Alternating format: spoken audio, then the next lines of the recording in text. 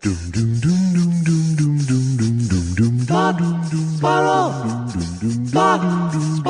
2 Jews, 2 mics, 2 hours, starting now. Oh, by the way, I wrote down a whole list of things I say when that happens. You want to hear them? Sure. Okay, ready? Yeah. I can't. Did you get the update? Did you do you think it's on your end? Should I toggle it back again? How about now? That's all I have so far. I'm coming up with the list. Pretty accurate. Pretty comprehensive. Yeah. Did you say rancid? I can't. I don't like to hear that from you. You know what I just did, Josh? What did you do? I had everything ready to go today. First of all, I was on time. Congratulations. Yeah, that's fantastic. Can you say great job? Nice work, pal. What was so good about it? Just getting here on time? That doesn't seem like something you should congratulate me for. No, considering you had to go nowhere, it's pretty good, though.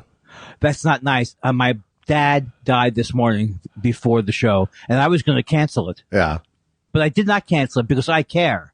Then, 10:25, my mother dies. Wow. So you're a trooper is what you are.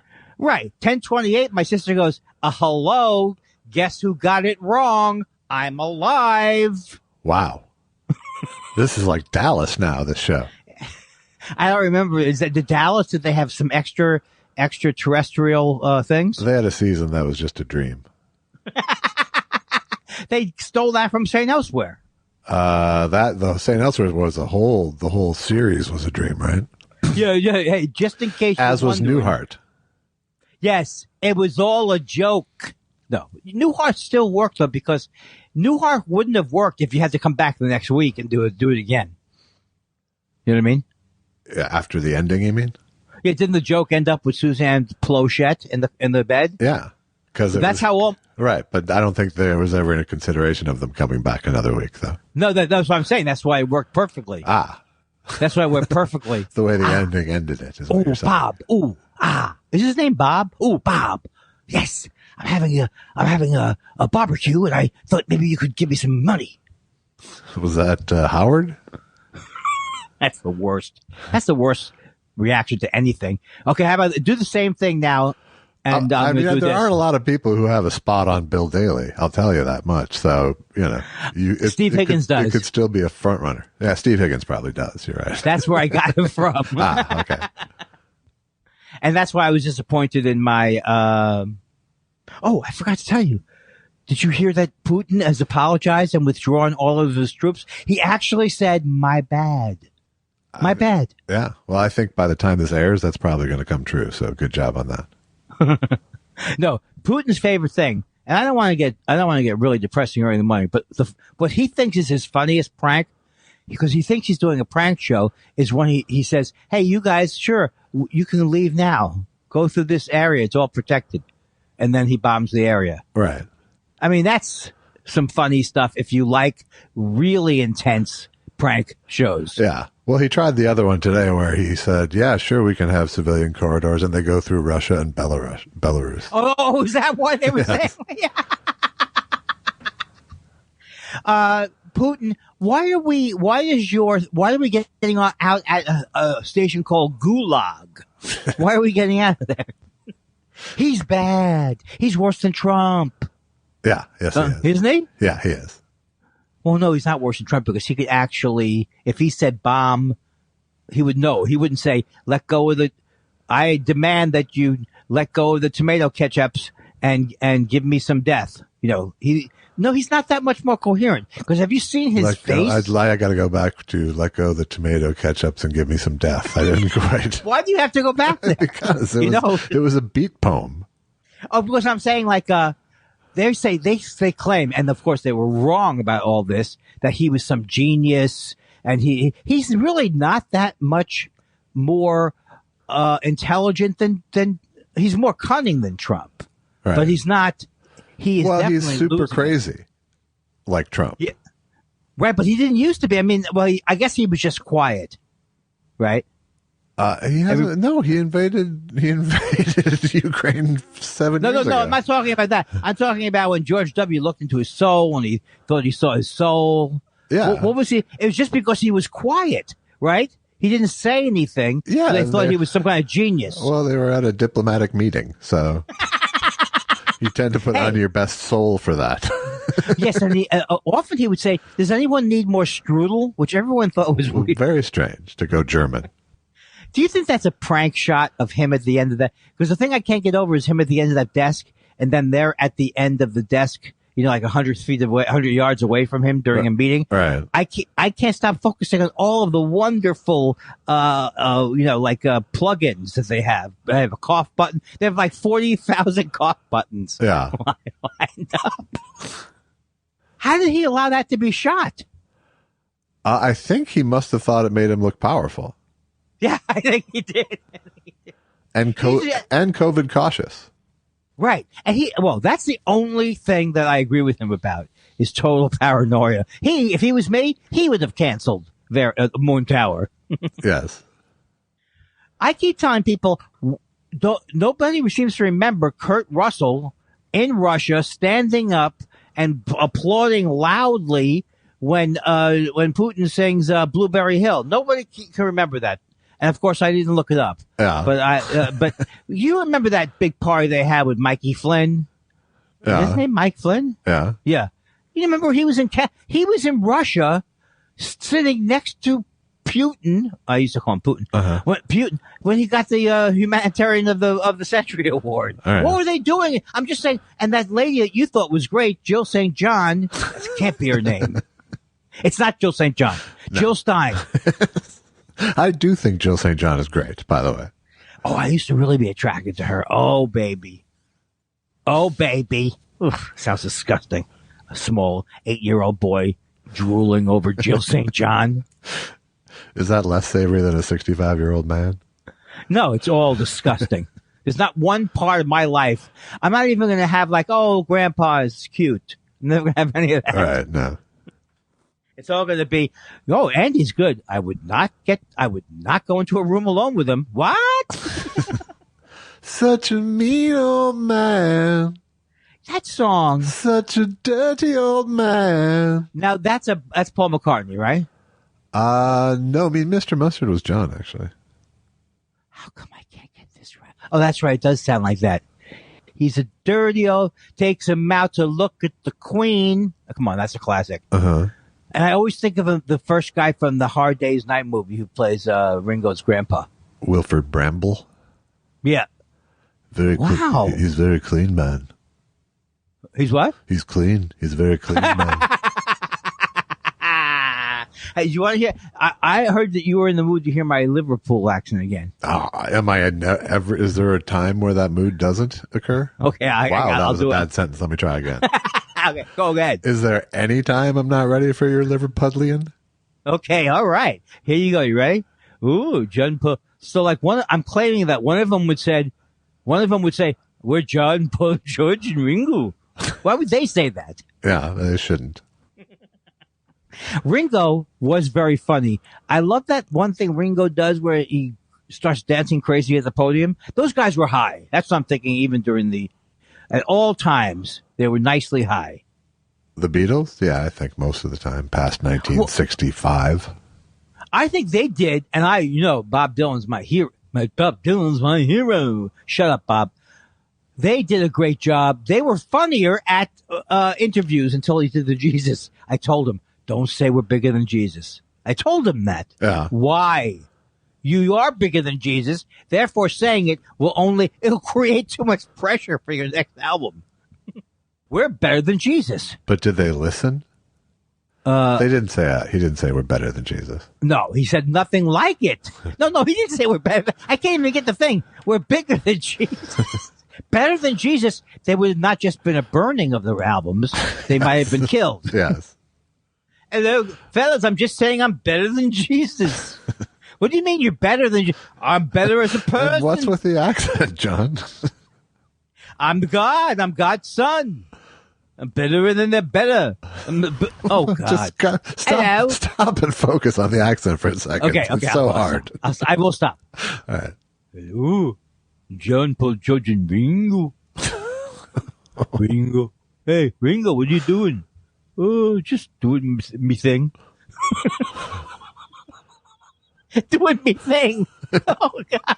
It's like My Fair Lady. Yeah. All I want is room somewhere.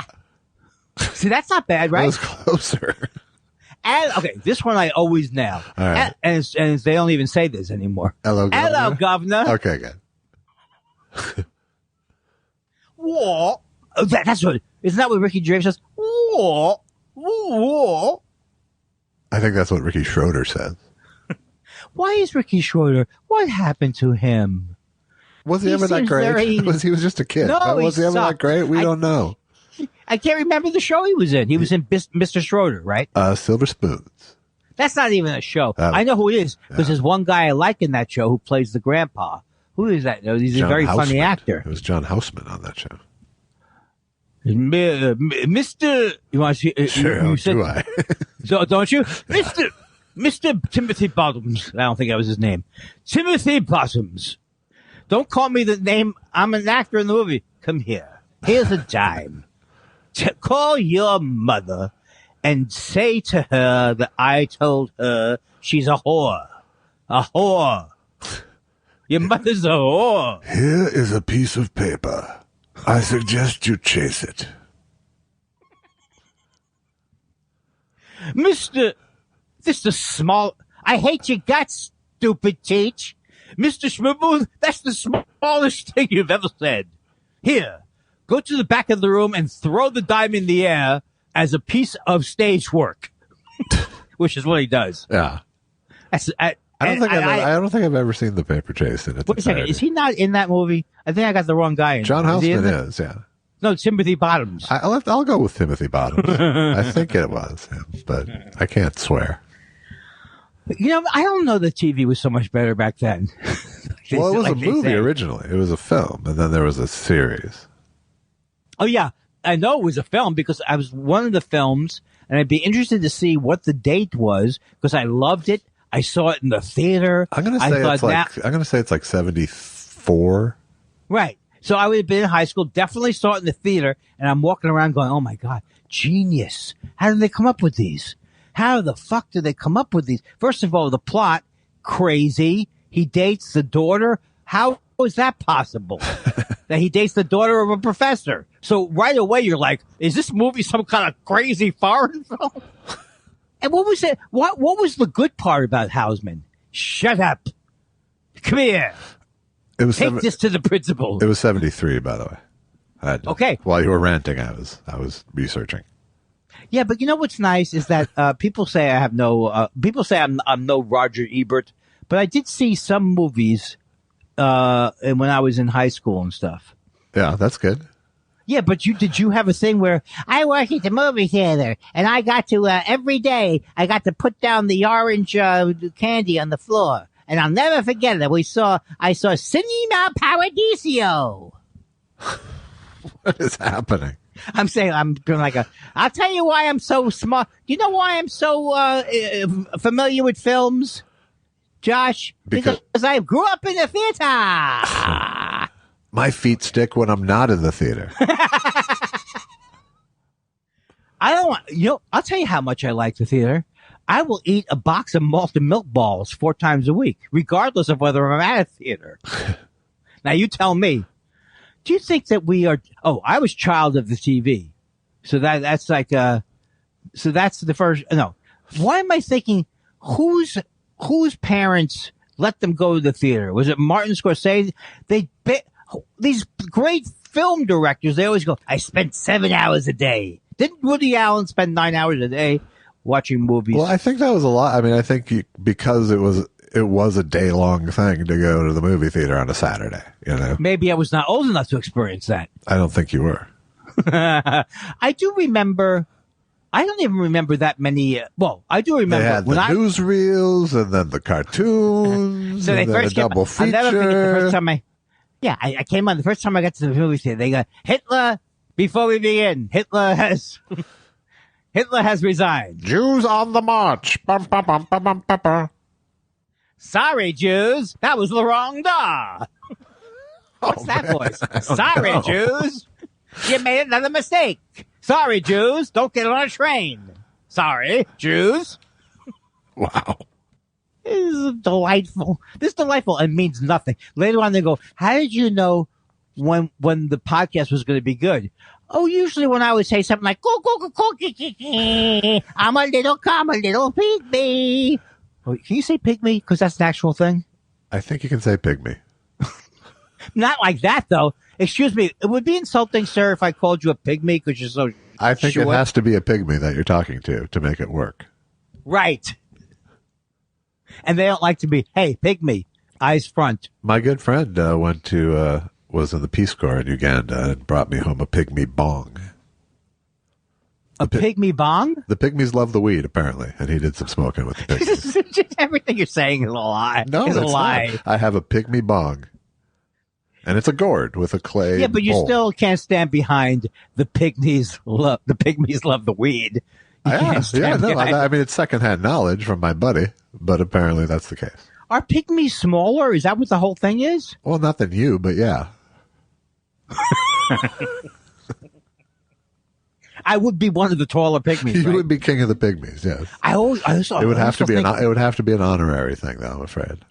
But even if I was but how about if I went to Japan? Wouldn't I be kicking ass left and right? I think maybe go to Uganda, open a Jimmy O's. Oh, God. I just got this image of that. I got this image. And people are protesting. We are big, tall. Do you own that show for pygmies and under? Pygmies 5'8" and under? What? What's wrong with that?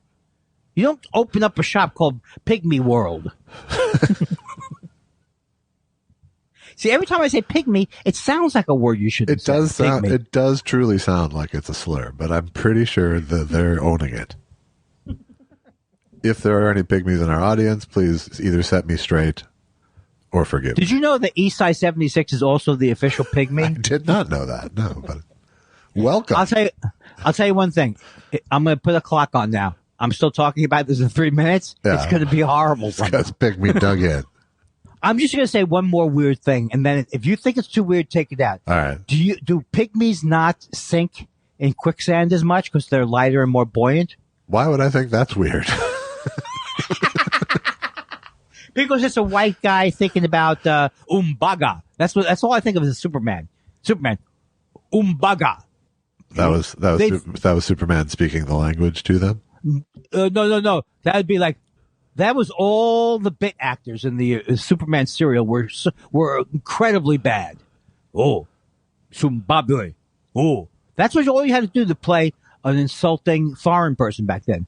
Yeah, I mean, or do the Russian version, because I couldn't remember the Russian version for Mission Impossible, but everybody on Mission Impossible sounded exactly like a Russian person. The criminals, I mean. Right.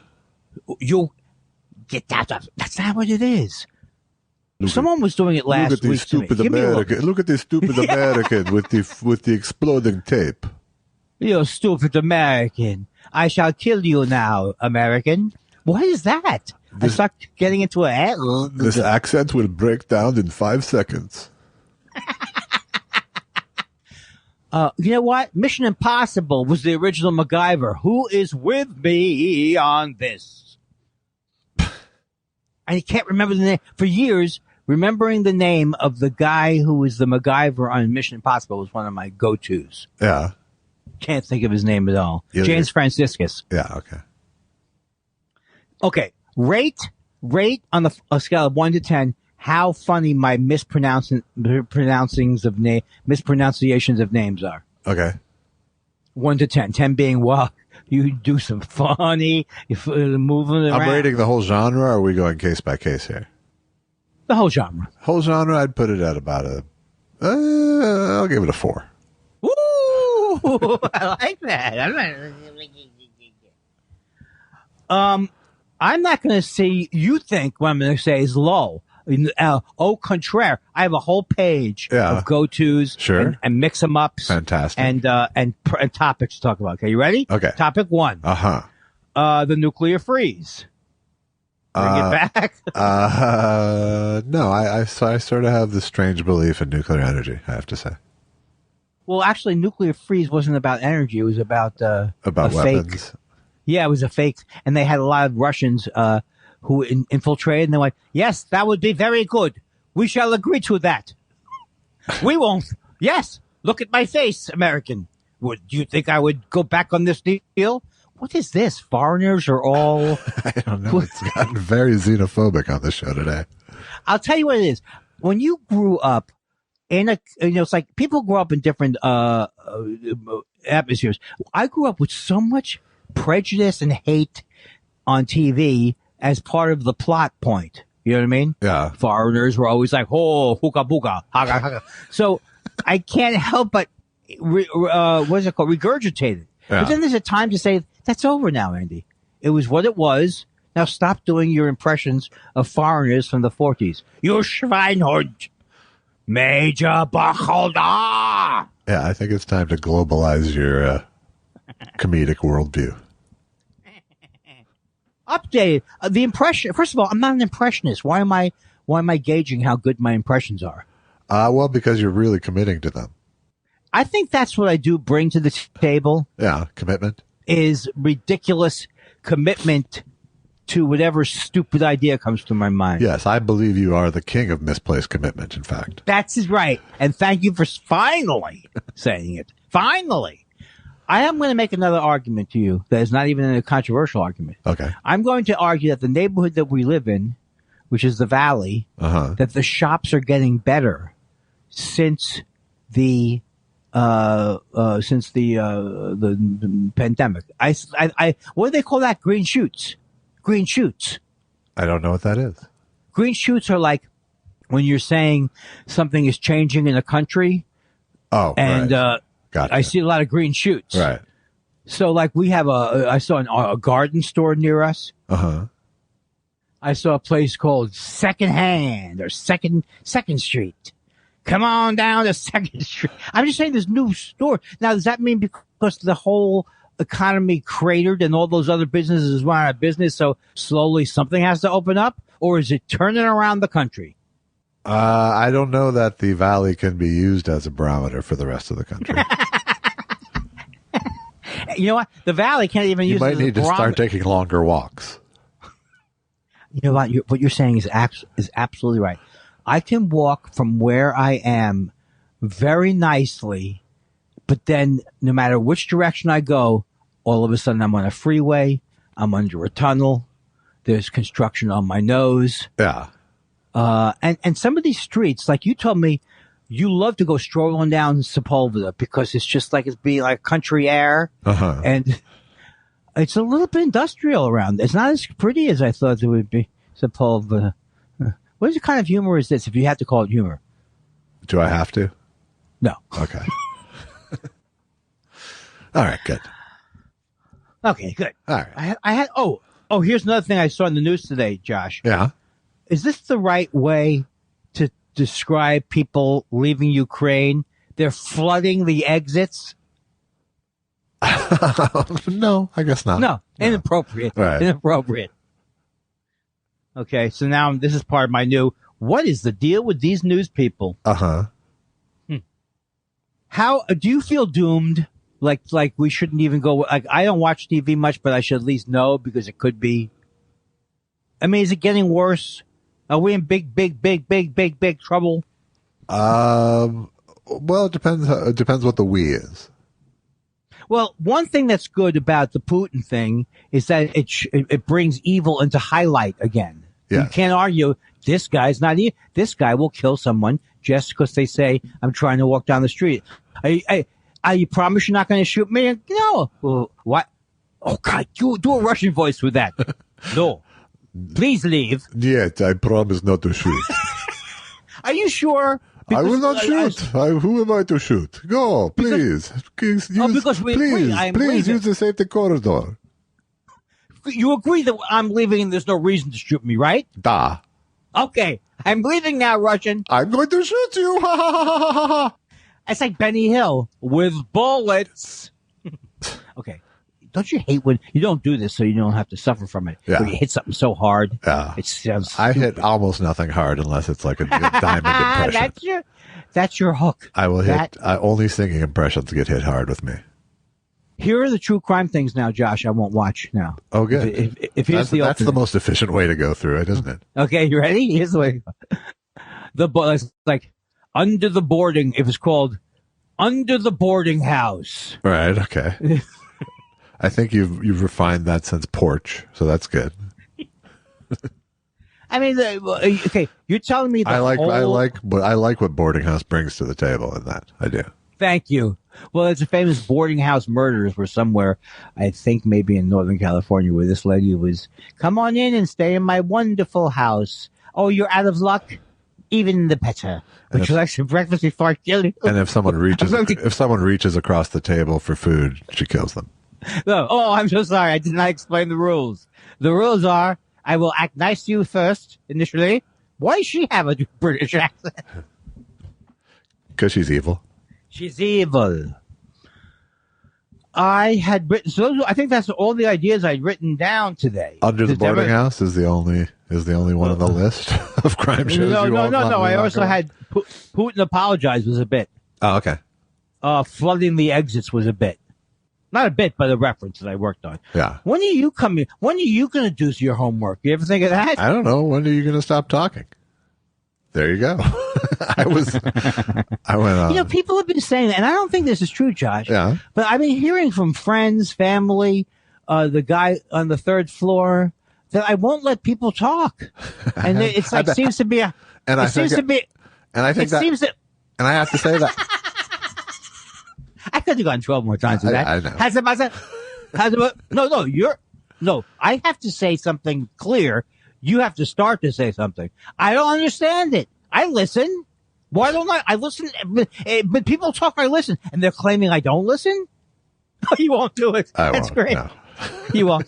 That's the thing that's so good about you, is that you are like, I see you like with a monocle. I see you as a comedy duo. If we were in a comedy duo, you'd be wearing a monocle. And you'd be saying, no, Andy, I don't believe that lives up to the standards of Josh and Andy. Of Kindler and Giggles. You would be the worst name for our group. Weinstein and another Jew. Weinstein and Kindler. But Kindler doesn't sound Jewish. It does. Don't worry. They'll find. They're still gonna find you. Yes. Just to clarify for anybody who didn't understand, he's saying, "Don't worry, that I could not pass." You don't think I could pass? No. Okay. Okay. You come up to me and go, "Have you seen any Jews?" Have you seen any Jews? No, comrade. Why are you a comrade? No, Schweinhund. Why am I calling you a Schweinhund? That was a very bad mistake. You're so good at the voices. I can't do them. And he wanted to be an impressionist. General Burkhalter. You know, actually, Schultz was a very bright man. I like when people say stuff like that. He was. He was smart enough to keep his head down. We both agree that there's actually nothing wrong with Hogan's Heroes, right? I don't think there's anything morally wrong with it. No, I just think right. it's so fucking odd. But F Troop, we can say, is not a good thing morally. I don't think you watched it. I did not. We talked about that. Yeah. But it seems like there was way more political incorrectness, at least. You mean when the theme song says, when pale skins and red face all turn chicken? They're trying to tell you, Redskins, they're trying to tell you that pale face is as damaging a slur as Redskin. No, I don't think they cared. You know, a lot of people don't know who Agarn is. Is that Larry Storch? A lot of people don't know Larry Storch. He was so funny, Larry Storch. Yeah. Oh, shut up. I can hear that voice in you. I know what you're doing. I know what you're trying to pull on me. No, Andy, people aren't trying to pull something on you every minute. Oh, really? That's what they tell you. That's what they tell you. That was still the best Barry Sobel bit of all time, was that's how they get you. Bit. Yeah. Josh, I've decided that I'm going to, it hasn't happened to me yet, but I decided, what is my new strategy for when my mind goes blank? I don't want to feed into any more stereotypes from our listeners that I don't remember things that happened 2 minutes ago. Right. How can we convince them that I do?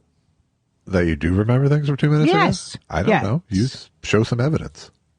Okay, I'll give you some evidence. All right. Oh, it's not TV. Oh, it's the commercial. Wah, wah, wah. Not TV. Wah.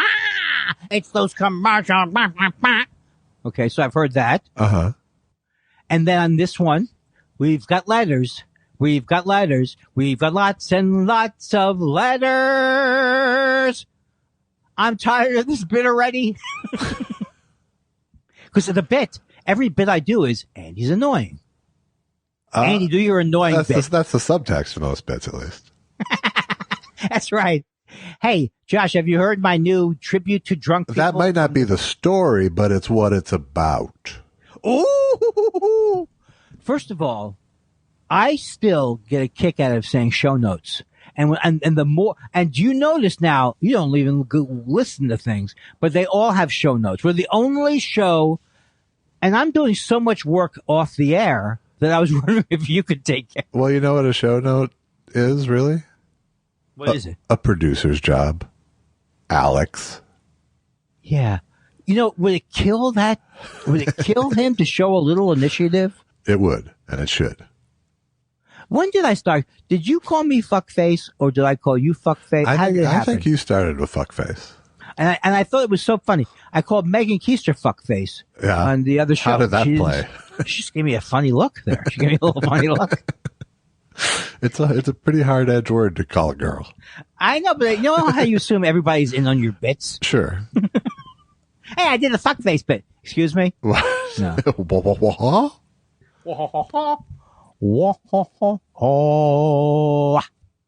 So do you get? I'm sorry. I apologize for having not watched your Megan Keister show yet. But do you get?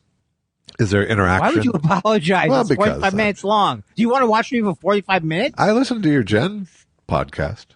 Well, but that's more of an organized thing. You know, probably I was thinking about it a little bit. Maybe something comes out that's good. Also, is me. It's the Instagram live factor that kind of takes me out.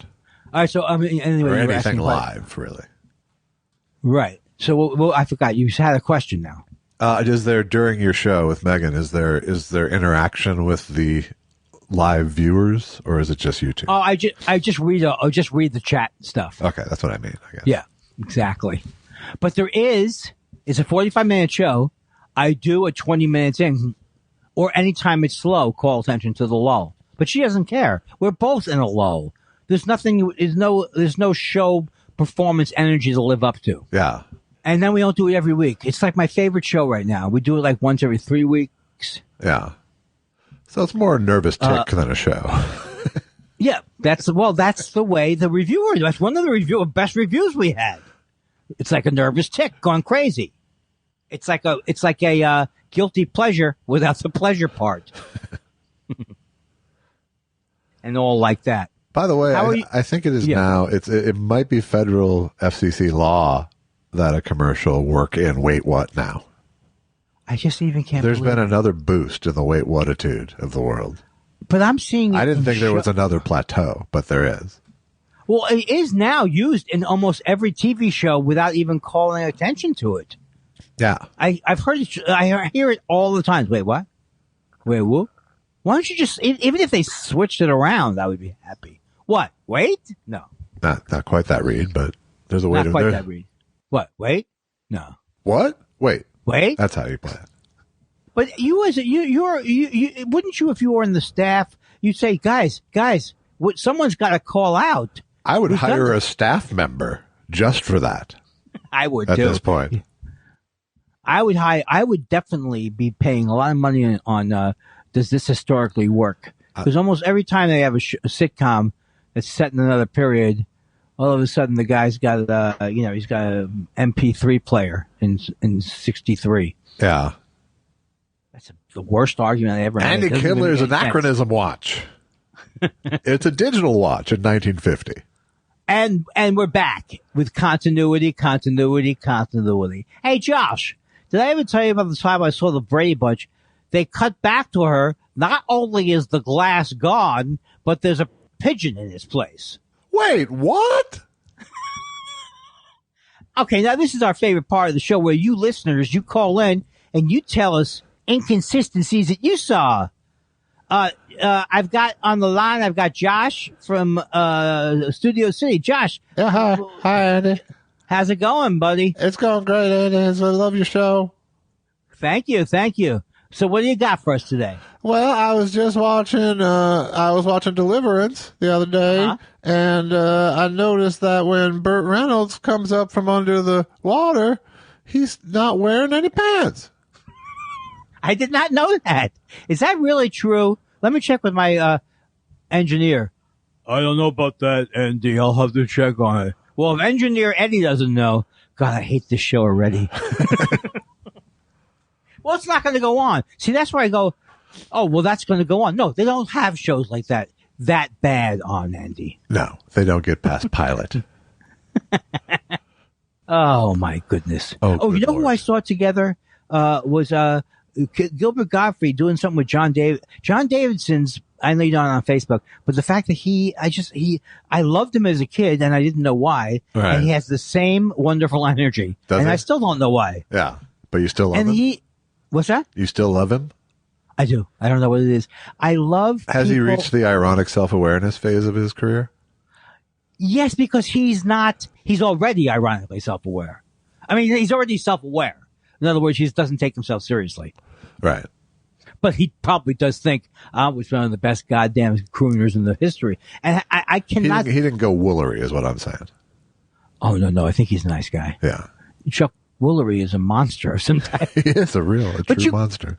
You couldn't have told that, though. In the old days, I used to love that show. 2 and 2. 2 and 2, people. And didn't he seem like a hip dude? He did. He wasn't Jim McKay. I mean, he didn't seem like a hip dude, but he seemed about as good as you could do on Love Connection.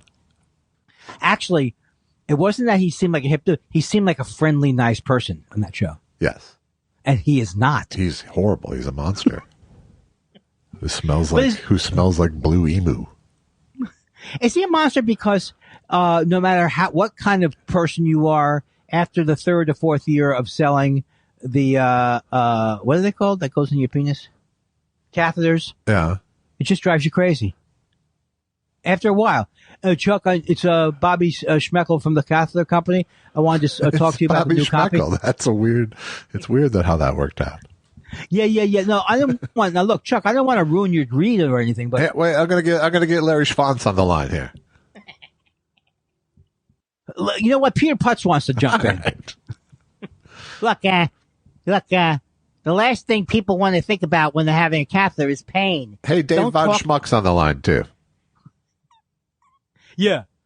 Hey, the other day when you were doing, you actually said there's absolutely no pain with the painless. That's a mislead. Just say less painful if you could. All right. I'm writing all these down. How about Comfort Fit? Don't refer to it as a jumbo catheter. Ribbed for no one's pleasure. Extra large for no particular reason. Do you wish that the catheter would not just go into your penis, but also create like a cup effect? People hate this. I hate it. I don't want this. I don't want this. Okay, good. I don't want dialysis either. Yeah, but the fact that I say I don't want it means, in my view of how the universe works, now I'm going to be dialysis man. I don't think that comes through your penis, though. Oh no, I was including dialysis as another unpleasant thing. Right. Okay. I also when they when you pass these places called DaVita or whatever, they're very attractive. I mean, it drew me in like a magnet. I don't want it. I went to chemotherapy with my dad. That wasn't so bad. Yeah. For me. For me. You know, they say having cancer is bad. My dad had cancer. I went with him to chemotherapy. It was not a problem for me. That was the last Lone Ranger episode. It was, hey, Tonto, I have cancer. That's bad news, chemotherapy. Is that your joke? Yeah. I just came up with it while we were talking. I think that's great. So Tonto, what do you think? I just found out I have cancer. What do you recommend? That's terrible, chemotherapy. Yeah, come on. That's got to be a sting. Oh, that's terrible. I feel bad. Chemotherapy. Have you changed my nickname, Tonto? No, chemotherapy. No, I'm Kemosabe. Oh, who's sorry. chemotherapy? Sorry, I was thinking of the worst. I'm sorry, radiation. Chemo. And, these are the series of jokes that people write, and then they shouldn't have been written to begin with. But then don't tell it to me. Don't tell. Even when I'm 9, don't tell me that the Lone Ranger and Tonto broke up when the Lone Ranger found out that Kemosabe meant son of a bitch. That's for a 7-year-old, right? Right. Okay, Josh, please repeat this ancient chant of mine that is a wonderful thing. You ready? I can't commit until I hear the first stanza. Okay. Owa. Owa. Say it after me. Okay. Owa. Okay. This is going to go well. Owa. Tanas. Tanas. I am. You are. I am. You are. Owa. Owa. Tanas. Tanas. I am. You are. Oh, okay. It's like a meta. It's like a postmodern Abbott and Costello bit. So you've heard that one, right?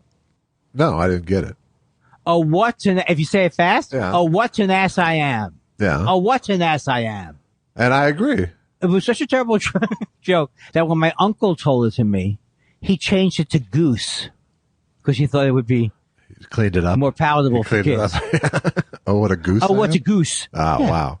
Oh, wa, ta goose. All right, I'm stopping you right there. I'm not saying to goose. Oh, boy. Oh, But you know boy. what? When I really do feel like a lot of being a kid was like Uncle 5 Cents. A lot of the adults seem like the Uncle Nickels. Yeah. That to me is one of my favorite. The difference with the uncles that I had was that they would do that kind of shit, but it wasn't ever to be entertaining to the kid.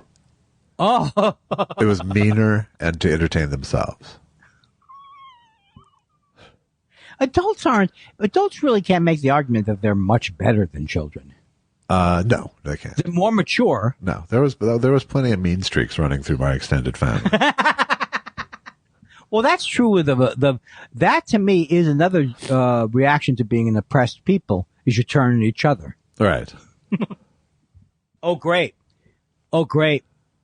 I'm sure. I don't know if we're getting rounded up, but I'm sure Andy's going to be one of those who can't wait to help. What are you saying about me? Oh, you're a little bit of a kiss ass.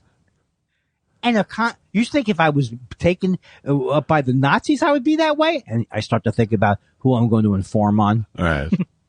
Did you see it was pretty good on 60 Minutes? They found out through using AI, artificial intelligence, they could kind of figure out that they were turned in the Frank family. Yes.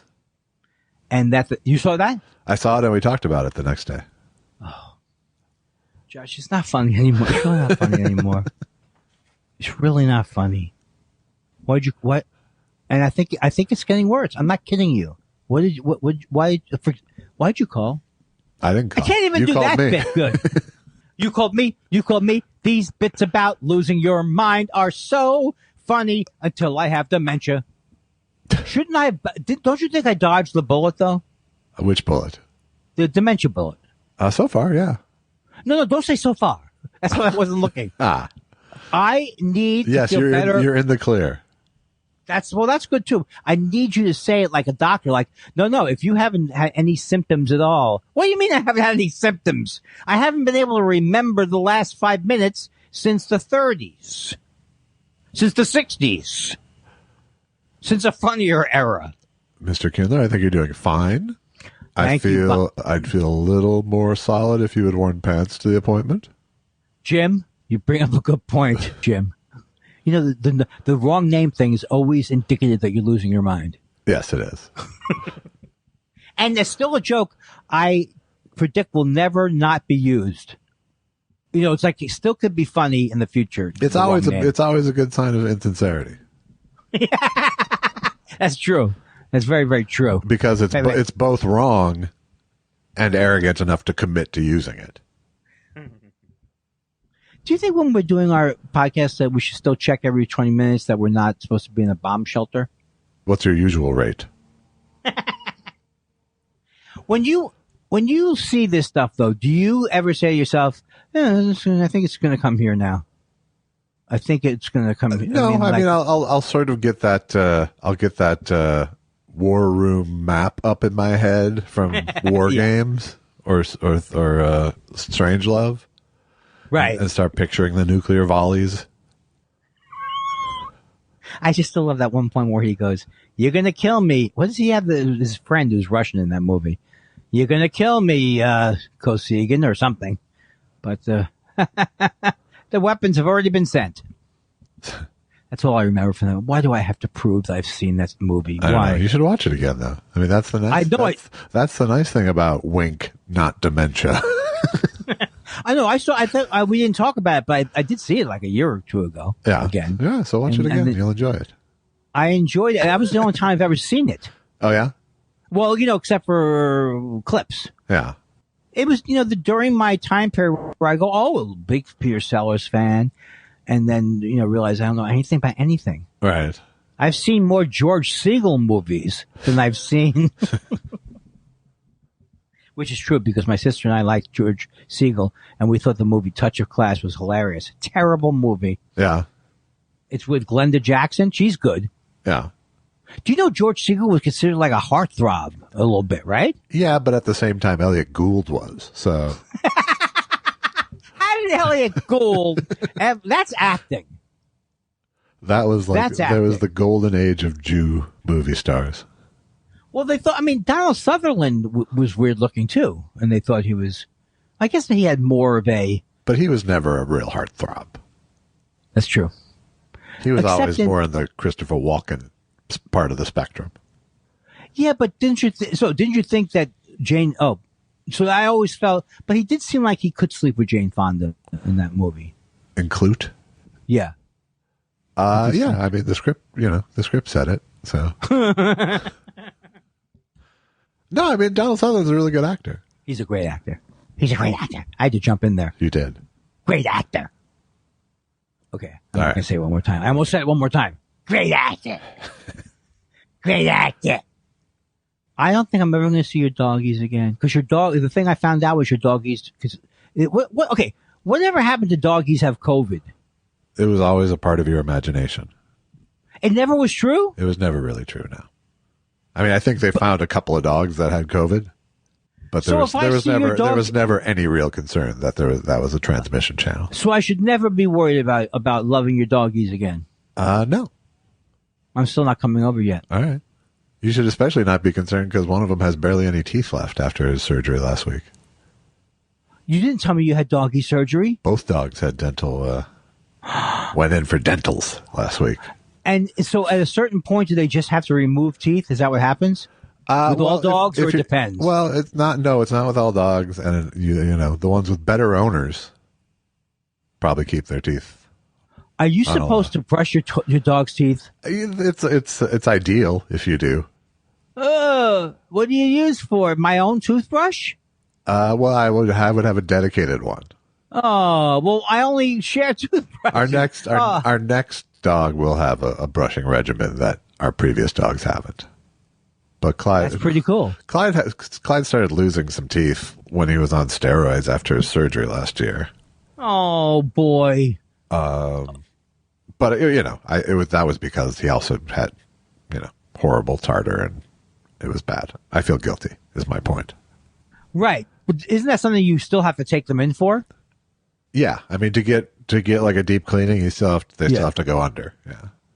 Because I was so stressed out from taking my cat to the vet, they used to have to put me under. Josh. Josh, are you listening to me? Yeah. You have to put me under. Sorry, I was just leaving space for my new misplaced commitment sting. I like that idea. I like it a lot. Ow! There was no joke there. Ow! He kept going. Whoa, whoa, whoa!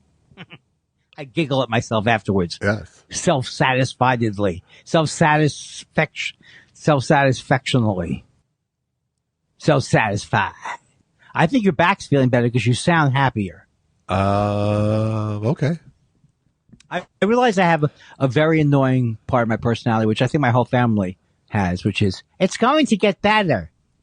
It is. I just know, because my mother would say it always darkest before my mother would have many bromides and things to say that prove to you that she was disconnected from you completely. Right. Oh, it'll get better. Oh, don't worry. And you know my motto, if you're getting a pep talk, you're losing. That's not true on Cameo, though. No, that's true. Because Cameo is like... Everybody loses on Cameo. True. That's a good point. But on Cameo, it's like people go, I want to buy Cameo, but I don't know what to do. Get the pep talk. Those are always good. Right. Who could be mad at a pep talk? Right. Hey, it turns out it's me. Well, I had nothing to say. All right. So at least I stopped that time. No, it sounded like you were ramping up to a hang up, actually. Josh, your problem is that you no. We are not have not. Josh, listen to me. What? We haven't talked long enough for that.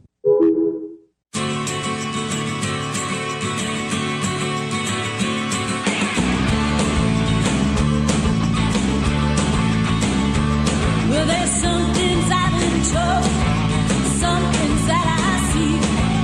One thing that I know for sure, your love is killing me. I'm tired of living. She's tired, getting kicked around.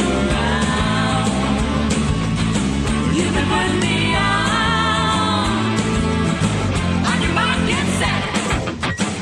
Get out of town. Well, there's lightning in your eyes, thunder in my heart. When the storm blows over, you're the one that'll fall apart. I'm tired of living. She's tired, getting kicked around. You can put me on your mark, get set. Get out of town. Well, I'm not the kind of girl who likes to complain. She don't complain.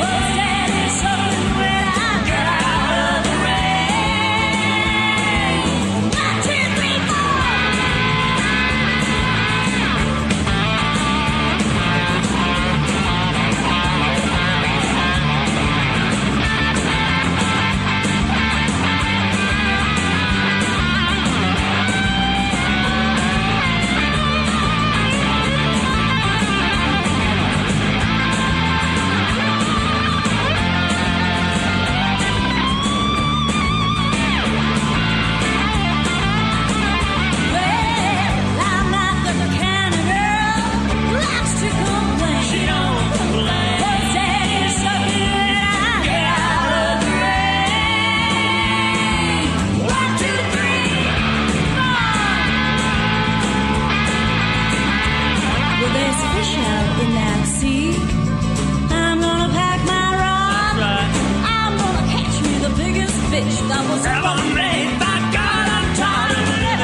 4.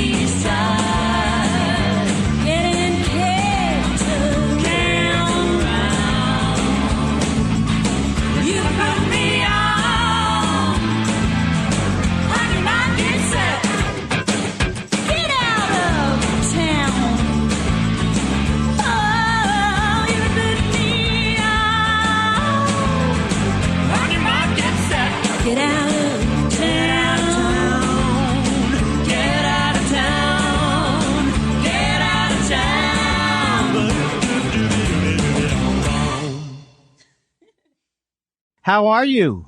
I'm pretty good. How are you? Why do I sound like I have almonds in my mouth? It's so funny. I mean, why would I have? It's like, I mean, is it what could have? What kind of condition could you have early in the morning that would feel like there's almonds in your mouth? Almond mouth? Oh, you're right. You're right. Oh, Joshua, you're right.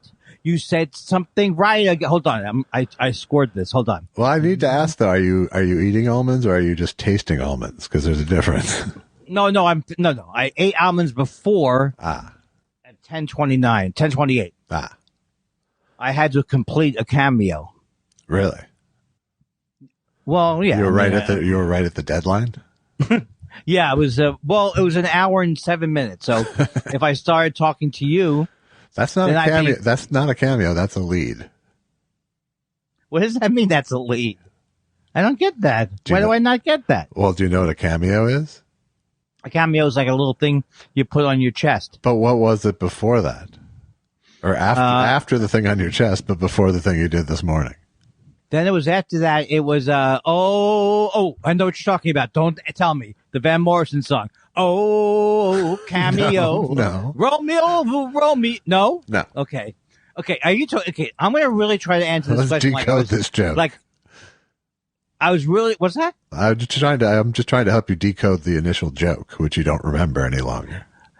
No, but I'm trying to answer the question like I was on $1 Million Mystery or $1 Million Murder or Who Wants to Be a Millionaire or Who's Got the Final Answer. Who wants to be $1 million murderer? Who's Got the Final Answer was really the name of it. Yeah. Who's got the final? Oh, yeah, I want to answer it for real. Okay. I thought cameo, when I first heard the word cameo, Right. the only time I ever heard it in my entire life was like a thing that somebody would wear on their chest. And that has to be wrong. It is wrong. What I'm talking about is Why is that wrong? You're supposed to say that's right. think about like a movie like It's a Mad, Mad, Mad, Mad World. It's a good-natured romp. No. Okay, I have that image of a mad world. It's a lot of cameos is my point. That's right. So That's right. now knowing that, when you said an hour and 7 minute cameo, I said that's more of a lead. I wouldn't have in a million years gotten the lead as a lead role Yeah. Okay. because I'm stupid. Well, no, you just had a hole in your brain. Oh, you All know right, what, you're Josh? stupid. Okay. Josh, fine. you really made me feel better with that euphemistic. Okay, so it's not that I'm stupid. No, You it's just clearly the said- amyloid plaques in your brain are causing a whole. Oh, I mean, That's not nice. That's my new thing. That's not nice. I think it's time for that you latched on to a catchphrase that will. Are you kidding And me? I think that's not nice. It's going to be the most useful for you. Okay, I have another one. You ready? Sure. Do you think I'm happy about the fact that it no longer operates? Well, no, I think that's below cancel my quinceanera. Cancel my quinceanera is kind of the best catchphrase because nobody would see me as being Mexican American or Mexican or Spanish. Or a girl or 16 or 15 or whatever it is. And yet 15 makes more sense. No, I don't. Wait. Are you sure? Yeah. Here is Dennis Miller. You ready? He would say, he would say, I cancel my quinceanera. Not bad, right? My quinceanera. Yeah, you didn't need to necessarily tee it up with the introduction to the impression. Or follow it with not bad. Also, not great showcraft. Huh? Funny stuff. Am I correct? There's a guy who used to work for my father. I don't know his name, Good. but he would punch me a lot. Punch me as in... I can relate. Right. So he was punching me along the lines of, why do I have to work with the boss's kid who obviously doesn't know anything about this business and really doesn't want to be here? Yeah. So then he would hit me in the arm a lot as a joke. Yeah, sure. No passive aggression there. Okay. But if I acted very subservient to him, Uh-huh. then everything was okay. Sure. Then I was his little muffin or whatever the thing. Yeah. I was his little plaything. And right? what would lashing out entail? Him lashing out or me lashing out? Either way, I guess. I just want a story. Well, he just could. Well, he did. It never went beyond playful. How you doing? And punching me in the arm. Right. But he did have a phrase that he said a lot. No gut, and we laughed and laughed and laughed. Yeah. No gut. He, I think, could have been full on bully Yeah. in another context. Right. Well, it sounds Are like you in that. angry? It sounds like in that context he was.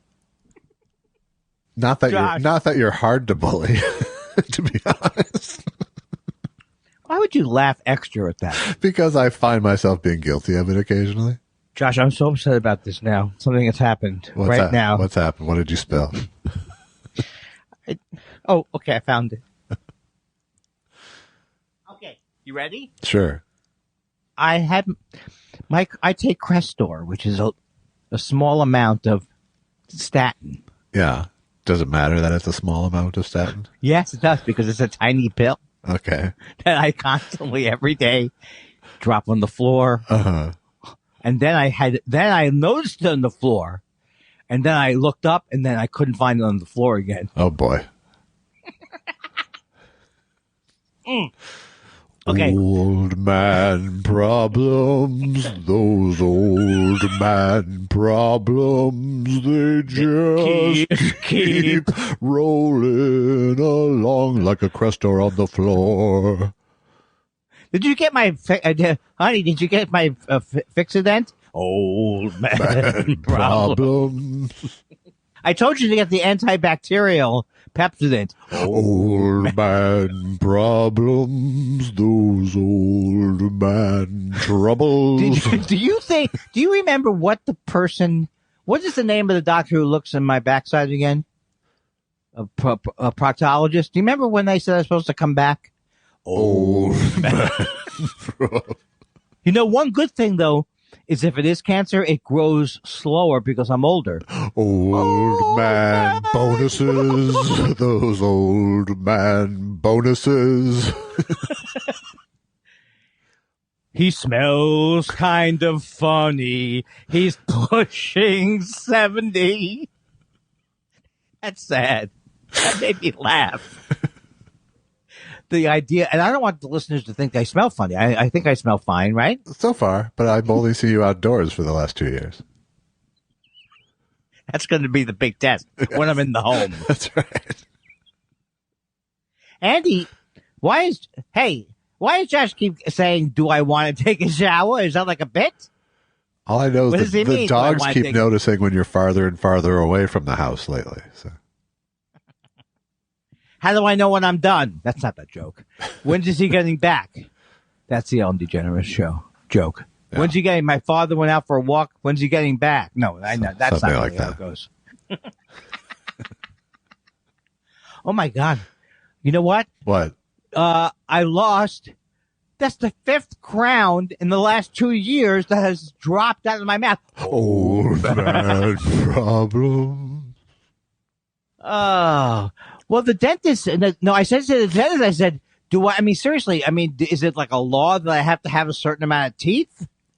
Old man questions. You know, I started taking Prevagen, approximately, I don't remember, has it been 2 years, 3 years, 4 years, 5 years? And people tell me since I've been taking it that I'm like a genius. Like an elephant genius. Like an elephant level genius. For example, I came up with a pretty close unified field theory. I didn't get it all right, but without the Prevagen, oh my God. I got it within the same range that I got how long I've been taking Prevagen. People say it's unbelievable because I used to be highly stupid previous to taking the Prevagen. Now, Not so much. Oh, it's not TV. Not TV. It's those commercials that get me. It's not TV. Not TV. It's those commercials that get me. I have a couple of outstanding thing to tell you about. Okay. Okay, so it's not that important. I'm listening to this podcast. It's really good. It's about the Murtaugh. You know about the Murtaugh Mysteries? Is not the Murtaugh Mysteries. That's a British show. It's about murder family down South Carolina and all the killings, and it's pretty amazing. Okay. If you like that kind of thing. And it's these two people who host it, who are like, I don't know if they're local people, whatever. They're doing an amazing job. And they have like 15-minute shows and they have 20-minute shows. It's just but they have one pre-recorded thing that they do during the show. So I've probably, there's 45 shows. So I've heard this now 15 times where the guy goes, and of course now we want to tell you about Drizzlies. We're happy to have, because he's not a morning show guy, but I think he does have a music show. Yeah. He has Matt and Ramona. So, and it's not even like he sounds like a morning DJ, but he has a little bit. But he's a radio guy. What's that? There's a radio guy thing, though. Yeah. And then I had to listen to 13 times to here's what Drizzlies are. Yeah. You order, if you want to deliver something to somebody, you order through Drizzlies. So they're like a courier? I guess so. It's got to be local in South Carolina. That's how I'm thinking. But it's just so funny. It's just so funny. Of course, here's the thing, Josh. I apologize once again for not being able to convey why something is funny. That's my job. That's my bad. Yeah, but the first step is recognizing you have something funny. Well, you have to admit, after the 15th time of going, when it's the exact same thing over, 'cause you can fool me. You could play the same commercial 18 times and I wouldn't think it was a live feed, because they try and make it like a live feed. And you like it, Seton, because it's convenient. And Seton says, I love the convenience. And these are great people who are hosting the show. They just have never done a podcast before. Right. And so the only thing they do is they go, "This Drizzlies." So anyway, that's all I had there. And I thought I wrote something else. Susan. I said to Susan upon waking up. Oh, yeah, okay. Yesterday, I said to Susan, she had just woken up, right? She was sleeping all day, like really getting a good sleep in, right? So she wakes up. So I think it'd be funny to say to her, "Hey, tough guy, what are you doing? Looking around?" Yeah. which is sort of funny, I guess. Just let me stipulate that up front. "Hey, how you doing, tough guy? What are you looking around?" So she doesn't get that. She doesn't know where she is. Right. And she just hears it. So she starts, "What are you talking about?" She says, "What are you talking about to me? What kind of a thing? What do you mean? What am I looking? I'm just trying to wake up, Andy." I said, I can't believe that you took me seriously. She says, "I'm just completely asleep. How can I be hip to your comedy?" That's so It's funny hard to do delirium-based comedy. Well, I know. And also, it's like based on my friend Boris Hamilton, the comic, because he used to call me tough guy. Yeah. So I thought it'd be me calling my wife tough guy. Well, I wouldn't have expected her to get the Boris Hamilton reference, necessarily. No, I don't think I got the Boris Hamilton reference. Oh, that was fun, though. All right. That was fun. I'm going to call up the stuff on the thing unless you have other business. Mama, no, I'll just put on the theme song and we'll be good. It's time for questions. What do you want to know? We love your questions so much. It's half our show. Half our show. I'm ready to go. Let's see. I only can feel good if the first one is Pickles. If it's not Pickles, all right. Pickles says, UFC MMA fans are irredeemable losers, right? I mean, come on. This is a trap, Josh.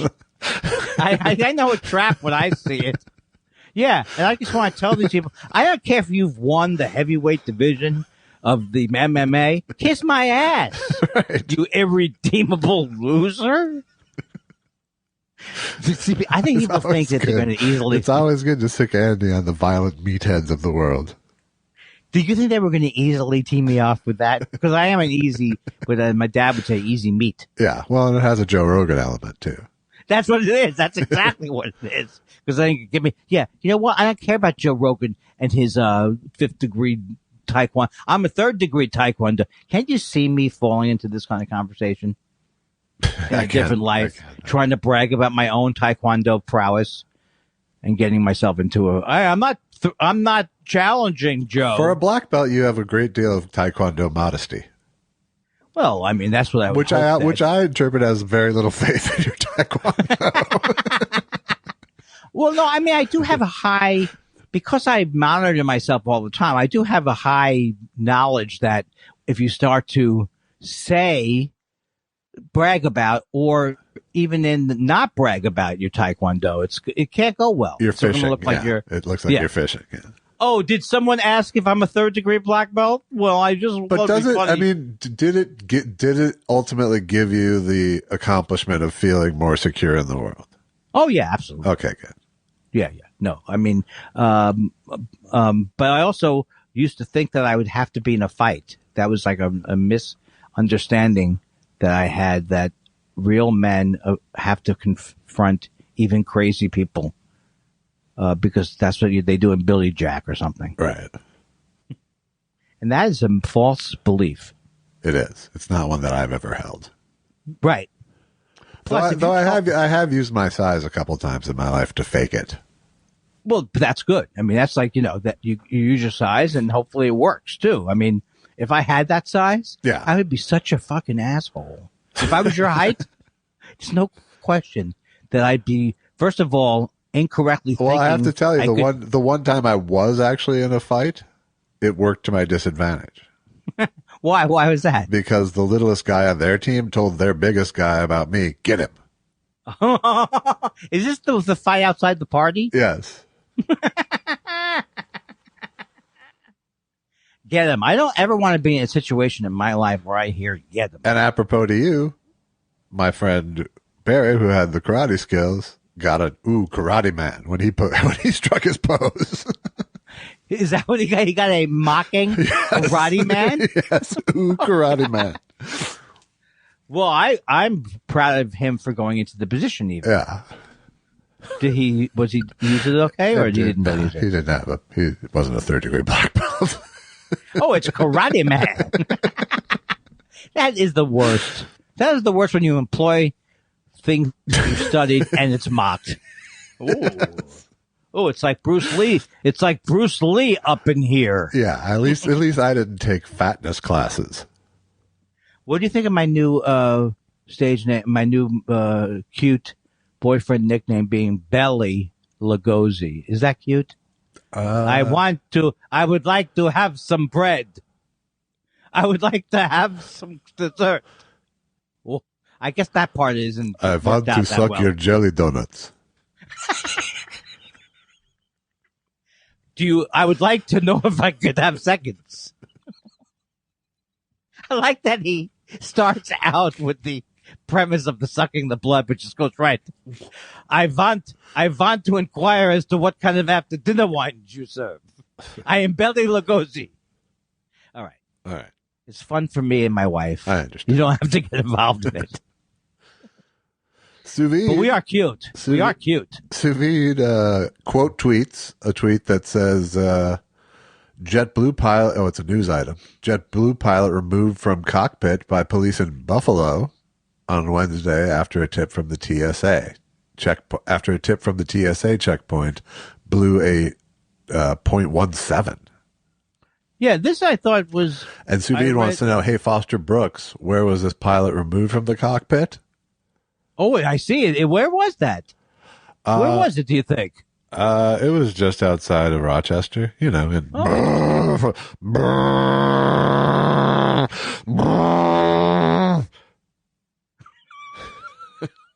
wish you were. I wish you were. I wish you were. It was a little too nail on the head for me to go straight with it. BD West says, hello, long-time listener, first-time requester. Any chance Josh would grace us with a little Iggy Pop, i.e., Andy, and this must be a reference to a song. Andy, I can't let you go. Life is crazy, Andy, baby. Is my doing it good? Thank you very much. I don't see any need for me to step in, really. Yeah, okay. Well, we got that. We got that taken care of. I don't recognize the reference.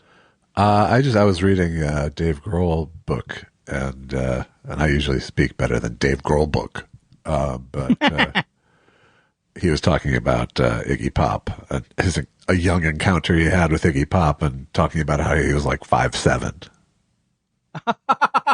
Iggy Pop was. Yeah. That's it? That's it. That was the only surprising part of it to me. Oh, Susan told me that he has no hearing. Iggy? Did he talk about that? Wait, did you read a book about David Grohl? Dave Grohl. That's what you're talking about. Yeah, he has no hearing or something. Or he reads his lips mostly because of his damage to his ears. I've heard that. I have not gotten to that point in the book, but I have heard tales. Oh, okay. So it will be dealt with in the book. I assume so. Just because that I've started hearing that fact at the same time the book came out. Even when I was in bands, which I was in bands like in the last years of college and the first years in LA, I never played loud. Yeah. And I can't imagine what it would have been like to have been in one of those bands because not just sound like an old Jew. It's loud. Yeah. Yeah, he went from Scream to Nirvana, so. Yeah. Exactly. And then look at all these people. How many people? There's a lot of people. I mean, there's like almost like a stereotypical amount of people who have lost their hearing, I think. Yeah. Not stereotypical, but a large amount. This is a great topic, Andy. Why don't you do a fucking podcast about it, you stupid, stupid old Jew who's breaking down emotionally, physically, and comedically. I think I covered it all. Old man problems, those old. I don't know if I don't want to get to the point where my dad got, where he had to have his toenails cut because it's crazy down there. Mine are still manageable. That's good. And you can still reach them. These things seem funny now, but they won't be funny 10 years from now. Well, God willing, we won't find out on the podcast. Don't you hope that we're still doing it then? In our 14th year of this? I don't know. Come on. It's the only thing. And then Susan will go, thank you, Josh. That's why I don't hear. Thank you. This is the only thing that keeps him going. That's the only circumstances I really see it happening. Not that people should worry. I'm not saying it's a short-term horizon, but 10 years. He doesn't know that we're not chill. He doesn't know that we're not recording. It doesn't matter. That's right. It's not like he listens. Hey, did it come out, Josh? Oh yeah, buddy, bud. Yeah. Got another potty award. As Josh comes in and says, "Hey, tough guy, what are you doing? Looking around?" What? What does that mean? All right, you're next. All right, but you should do your little tweet. Ooh, tweet Bahara. Is that the right song? It started that right. Oh. Yeah. Twiddly diddly dee. Twiddly diddly dee. They rock in the treetops all night long. His name is Tweet Bahara and he's singing his song. All the little people on the preschool street, they say I like it. And I Tweet Bahara. Tweet says, Thought Spiral Dictionary, misled. I can't look at it without saying it. Adjective, the emotional state of the listeners when Josh and Andy argue. Oh. I'm sorry, Tweet. Was this the last episode was where we cleared it up and I brought you candy? Yeah, something like that. Yeah. I don't think people... I didn't have a carryover grudge at all. So I mean... Your apology was superfluous, but accepted. And certainly if you told me now, it would be at the wrong time.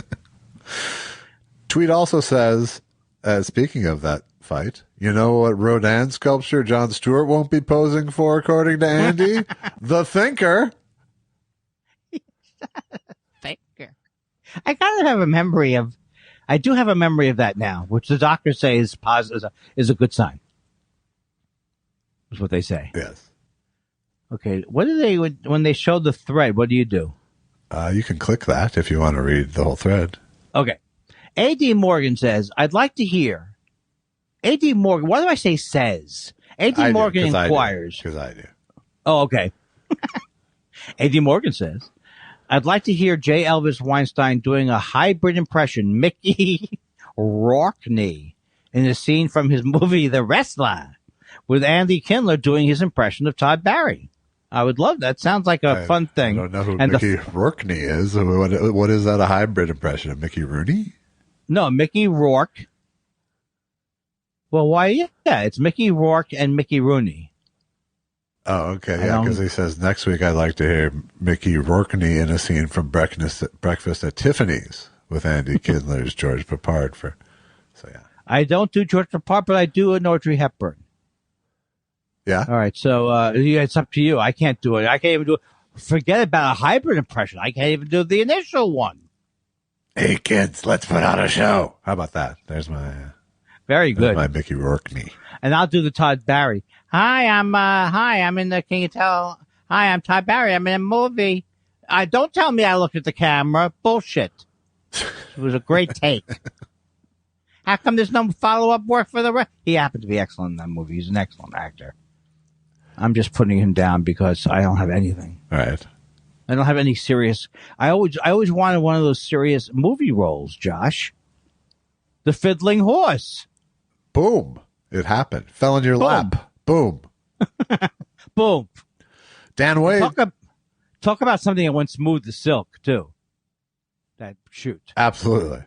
And the guy said, I don't know if you should be rolling around with that dog. He was just eating a rat. Oh, okay. Maybe I am a stupid city slicker. It's City Slicker 5. Yeah. Wasn't it like deskunked or something? Skunked. That's what he said. Yeah. You enjoying yourself? You enjoying yourself, New York? They call me New York in my mind. Hey, tough guy. Hey, tough guy. Hey, Queens. I hope you know how to itch your belly with your leg because you're going to catch whatever that is. I am better than a cozy. I am better go look into my eyes. Tell me where you've hidden the Malamars. You will tell me. I can't even do. Isn't that the easiest? I want to suck your blood. Thank you. Just wanted to prove to you. You mastered it. Well, all week I'm working on my Russian guy. All week I've been working on him. I still can't. You know. Nope. Schweinhund. Nope. See, I'm a Russian, see? Nailed it. Thank you. Dan Wade says, hey guys, could you settle a bet? I've always pronounced it Moog, but Television Savalas insists it's pronounced Moog. Who is right? And then we read it again. Hey guys, can you settle a bet? I've always pronounced it Moog, but Television Savalas insists it's pronounced Moog. Who's right? See, now I got my bases covered. Oh, what? How come I don't know what you're doing? Because I said it, I put it each way in each of their mouths. I've heard that it was Moog, but then I never went further with it because back in those days when we'd have an issue with something, we couldn't Google it, so we just lost interest. I split the difference by knowing it's Moog and still saying Moog. Ah, because it's named after the guy? Yes, and the guy pronounces it Moog. Pronounced it Moog. That is amazing story. But it's way more fun to say Mini Moog than Mini Moog. Mini Moog.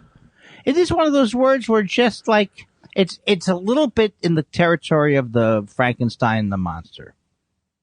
Right? Right. And for those of you who don't know, Robert Moog was a pioneer in synthesizers and playable synthesizers. Yes. He I think Edgar Winter, that's they were using a Moog on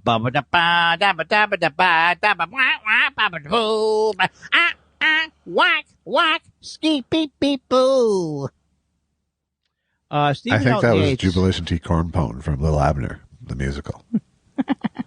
Stephen Elton Yates implodes. No, I want that another way. Wonders. He gulps. He gulps. Guys, I was on madmagazine.com and noticed they have updated Alfred E. Newman's catchphrase too.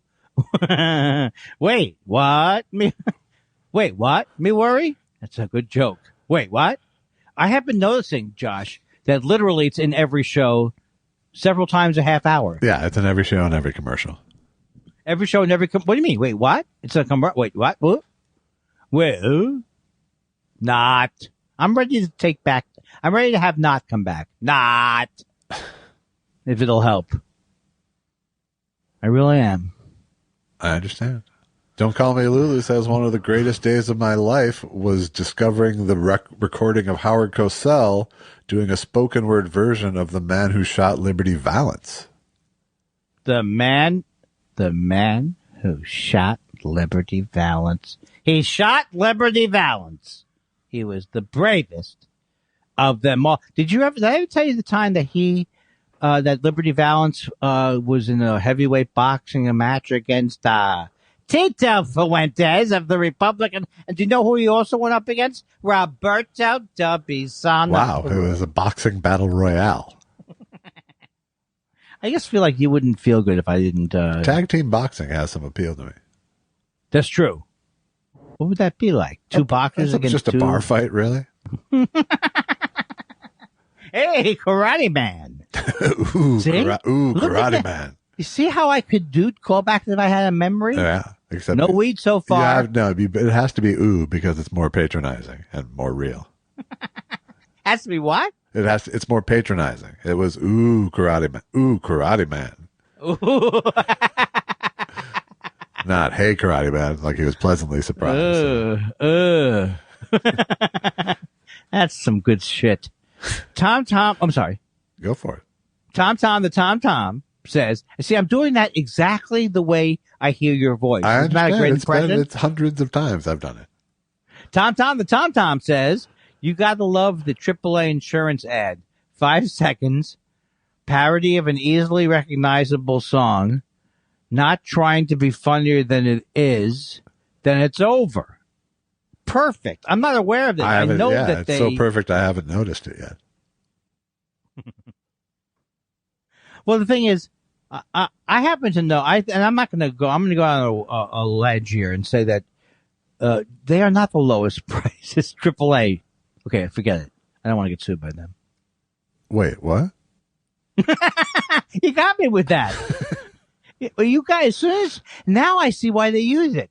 Because when you say wait, I go, what's happening? And then you say what? Then you know what I'm sick of? I'm sick of people being gobsmacked. I guess because I refuse to look it up. Yeah. Is it me getting hit in the face with a gob of something? It's not. No, it's more figurative than that. Okay, is it like, oh my God, what's next? I just found out they said this. Is it like that? Yes, it's taken aback in a great big way. Are you kidding me? Now people are gay? That would be not a good example of a... No. What? What do you mean there's Jews there? I went with Jews instead of Chinese people. I just watched I watched Gentleman's Agreement the other night. Wait, let me guess. It is with Cary Grant. No, with Gregory Peck. Oh, okay. That's it. I'll be a Jew. Is it good? Yeah, you've seen it. Oh, is it one of ours that we saw together? It was one that you watched a while back, which is why it was on my DVR from 3 years ago, and why I decided to watch it, because I'm watching shit from my DVR. Wow. And quite a story. Quite a provenance for my watching it. Is he crazy like in that other movie? No, he's subdued. But there's actually a really good device in it, because the whole thing is about him going undercover as a Jew to write an article about anti-Semitism. I get it now. Yes. I think he had glasses in the movie to show us that he's a Jew. No, he had glasses before deciding to be Jewish in the movie. So. He had a last name Green, though. That was a Jew, right? It was by the end of Act 1. No one will know. How did they cover up Jews' horns when they first acted in movies? With blackface. Stupid. Sometimes I hope we get canceled with the level of our comedy. No, but actually, the level of that joke was excellent considering where I was. I made joke aid.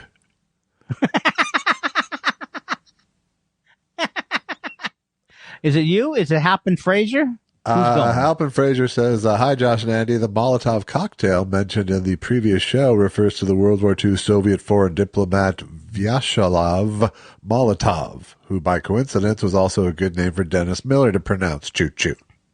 Matt, all of a sudden I got... Vyacheslav Molotov says, have a drink. I used to have a show. Hey, I'm Dennis Miller. I had a show on Russian television. So what? That's wrong? He has no sense of humor. We're into the Dennis Miller block here because Mark McDonald says, did you hear about Dennis Miller's new cryptocurrency? Instead of using blockchain, it uses choo-choo chain, babe. All aboard. It's so...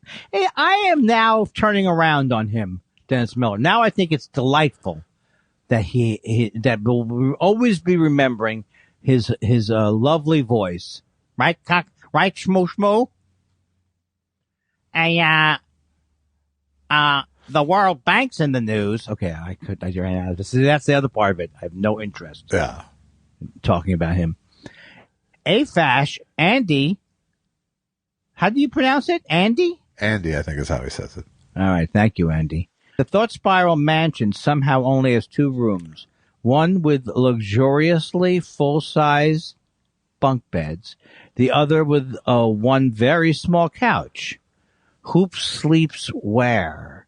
I've been on a bunk bed. You know, when I was in college, I was on the, I've been on the top level and the bottom level of bunk beds. And that is a euphemism for sex with men in college. Wow. Who knew? Thank God I dropped out. It doesn't matter what the topic is. I'm somehow going to cheapen it. How was Andy's gay in college chunk? Just stupid. Just a waste of breath, really. Just a waste of breath. But did you learn all about being gay? No. We're all just a little the worse for it. Right. Yeah. At least he didn't involve his penis in it. So the only good part. I let go. You sound like you got injured. Did you get injured? Of course I got injured. Well, what? Are you black? Don't do a black accent now. Do not accuse me of that. There's nothing ebonic about your penis. Hey, sous vide's back. Nor bionic. You know what? Let's leave my penis out of this. That's easy to do. Why don't you wake it up? It's taking a nap. His penis doesn't work. Here's the way. If you ever watch the Real Housewives, here's how they deal with penis references. Yeah. Hey, ha, ha, ha. Is that like hey, was that a dick or something? Ho, ho, ho, ho. What are you referring to, a penis? Single entendres of Beverly Hills. Yes. Oh, look at that. Looks like a penis. Erica. Sous Vide says, what's the one thing that people always misunderstand about you? That's a good question. They don't always misunderstand one thing. Yeah. But they do. People think oh, you know what it is? I think people think I have thin skin. And boy, is that wrong. Right? Yeah. You can't even really call it skin. Ooh. It's a membrane. Mm. But it's a thick membrane. And, you know, I like that song, Insane in the Membrane, Cha-Cha. Insane in the All right. I apologize. I'm going to just keep going because you're not going to do anything. DB says, on the 1984 Jerry Lewis show, Shecky Green name-dropped Yetta Zwirling. Either of you ever had an oddly noteworthy name dropped on you? And how familiar are you with early Jewish theater and film? After Googling Ms. Whirling, I discovered I knew very little. I never heard that name. I know Five-ish Finkel, and that's where it ends. Right. And then all I think of is the fact that he invited me for dinner. I didn't go. Yeah, I know. He hates me in the afterlife. His wife, who's still alive, told me he still hates me in the afterlife. Yeah. I made everything up. I don't know if his wife's still alive. I bet she's not, considering how she looked when I met her 25 years ago. Oh, when you went to dinner, right? You went. No, but they were on later. he was on later, and she came along. Aww. Did he mention me about not having dinner or nothing? No, but he had ripped his clothes. Did you tell the story? Huh? Do you remember you never told this story? No, I was. Yes, it's the Jewish sign of mourning. I meant he had ripped his clothes. He has ripped his clothes about the dinner he didn't have with you. Can you believe that I am this old and don't even know that Jewish reference? Have you ever seen it where they have a black ribbon on at a Jewish funeral, and then they'll come and they'll cut the ribbon for the mourning family? Nope, but now I know. Now I've heard of it. That is the symbolic representation of tearing your clothes. Wow. Renting. Do they say renting? Yes, they do, actually. Are you ever impressed by my big old vocabulary? Big old jet vocabulary. Dan Marsh wants to know, hey guys, what's the worst experience you had at a restaurant on the road? Well, I've had a lot of bad meals. Food poisoning, really, would have to be it. Have you had food poisoning on the road? Oh, God, yes. More than once. Oh. That's not good when you're on the road because you're already feeling tentative. Yeah, it's extra lonely. Yeah. I've had food poisoning a few times, and I don't want to get it again. Great story. Yeah. Don't ever listen to the phrase, we'll keep it hot till after the show. Especially when it's, what is that veal where it's raw meat? Tartar. Chateaubriand? Tartar. It's not Chateaubriand then, right? No, it's not. So Chateaubriand means chateau. It means it's like. Okay, I'll look it up later. Is it? It's cooked at a chateau. It's a house Briand. Okay, good. Thanks. It sounds tasty to me now. Chateaubriand is a tenderloin. Ooh, but wait a second. Tenderloin isn't the best. I don't know anything. I thought I was gaining knowledge of meat. It depends what you want in your meat. If you want it flavorful, you want to go with a different cut. If you want it tender, you want a tenderloin. Oh, I bet that's why they call it the tenderloin. The filet mignon is cut from the tenderloin. That's right. And that's why when you have to ask me, I would prefer beef ribeye or a New York steak. Yeah. Flavor wise. Yes. So I'm not an idiot. I'm right? with you there, pal. Thank you, buddy. Thanks for backing me up, buddy. John Dunbar says, I always dig the musical interlude at the show's halfway point. Can we know more about them? I love the one on the last show, It'll Only End in Tears, and that nifty 12-string. Is that Allison? Are the tunes available anywhere? Is Josh playing or writing on any of them? Well, let's go to what I would say is let's go to Josh on this one. All right. In the case of It'll Only End in Tears, I was playing harmonica and singing backgrounds, and I co-produced it. If it's a woman singing on our show, it's always going to be Allison. Unless it's my sister. And her music, including It'll Only End in Tears, is available at Bandcamp, AllisonMacLeod.bandcamp.com, and she spells it ALLISONMACLEOD.bandcamp.com. And that track also is interesting because Paul Feig, famous director Paul Feig, is the one playing drums on it. And that 12-string we borrowed from Lindsey Buckingham's guitar locker. That's cool. That is cool. And my dogs are barking. And is that an euphemism? Yes, my feet are very tired. I do want to add that sometimes it could be my sister if they hear a voice on the podcast. That's true. That's true. That's true. So let's not. But we would have talked. If that happens, we'll talk about it. We will talk about it. That's right. Comrade Linkus says, can you pinpoint the moment in your life where you were the happiest?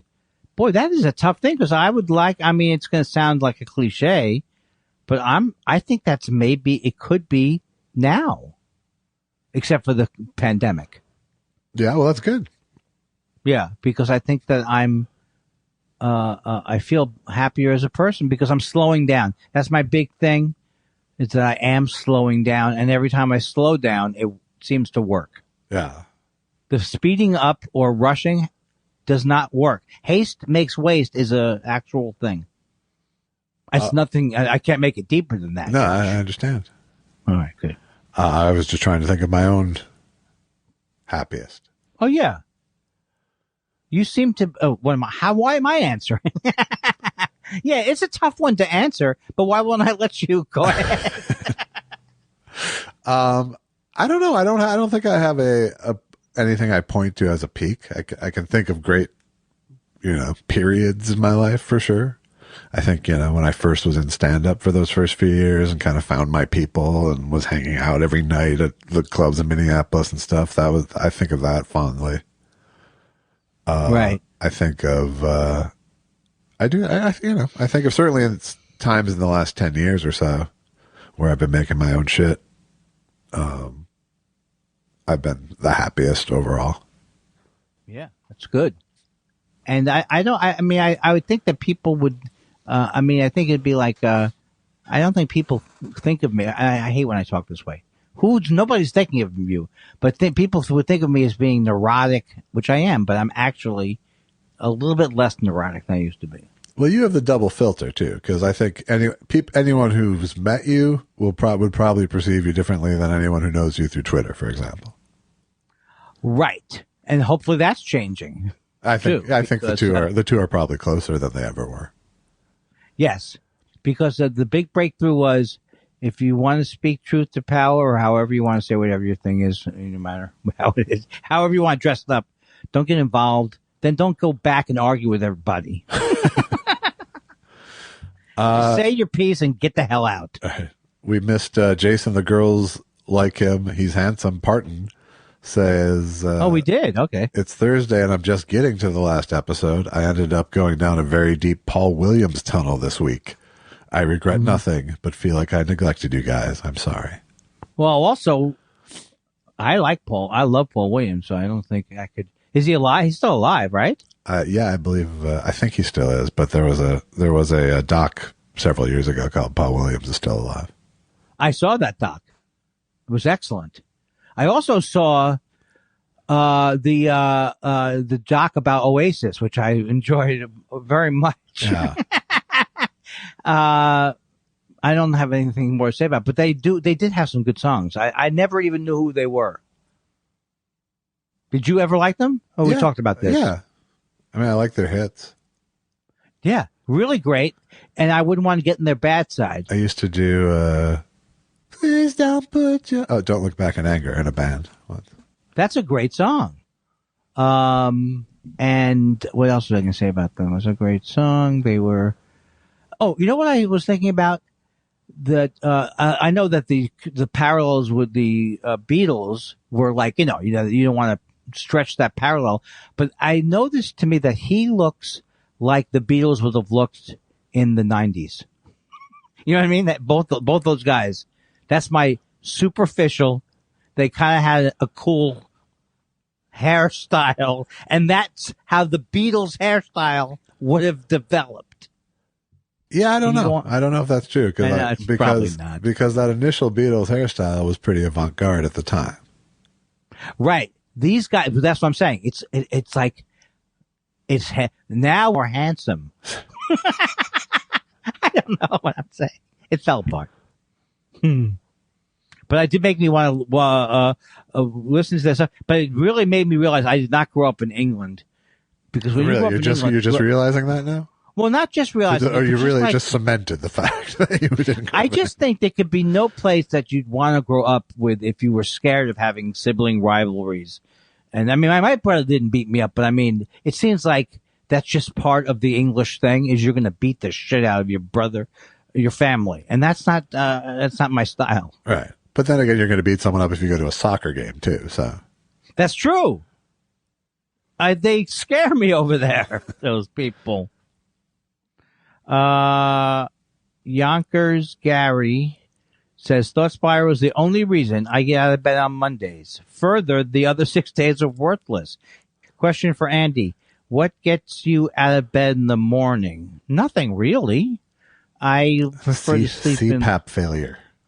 CPAP. I think coffee does. I mean, coffee really never ceases to charge me up.